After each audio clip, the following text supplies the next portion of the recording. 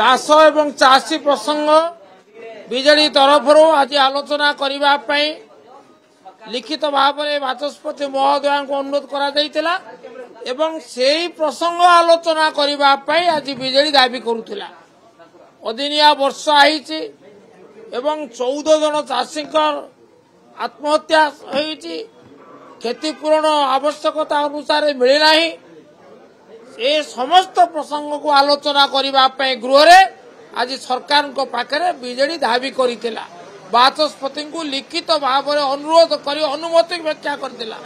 ताला नहीं जहा फल आज बाध्य होई आज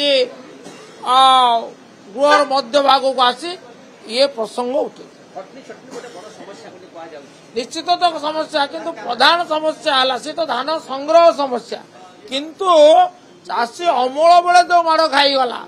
2 दिन धरिकी जो लगाण वर्षा है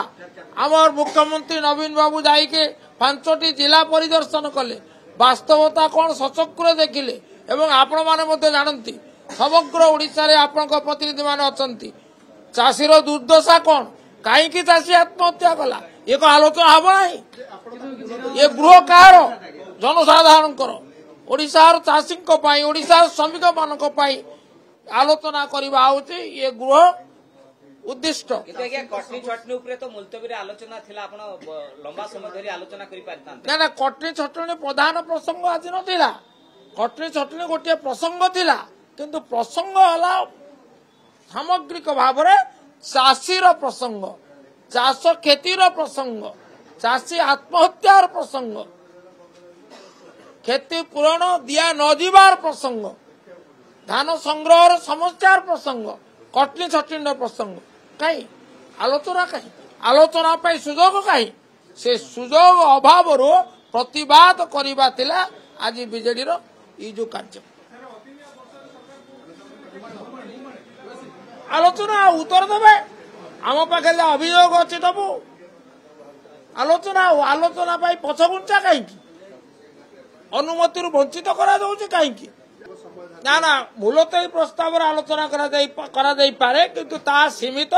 जेहेतु ये गोटे बड़ समस्या राज्यव्यापी समस्या 14टी जिला क्षतिग्रस्त एवं केवल बीजेडी नुहे गृहर अन्य सभ्य मैंने आलोचना करने इच्छुक सुतरां या स्वतंत्र प्रस्ताव भाव में आम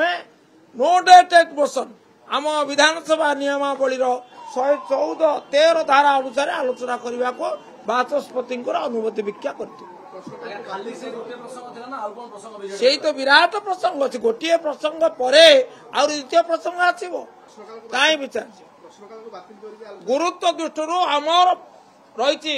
प्रेसिडेंट रही प्रश्नकाल बातिल कर चाषी प्रसंग आम विचार केवल बीजेडी विचार नुहे ओडिशावासी विचार एक गुरुत्वपूर्ण प्रसंग।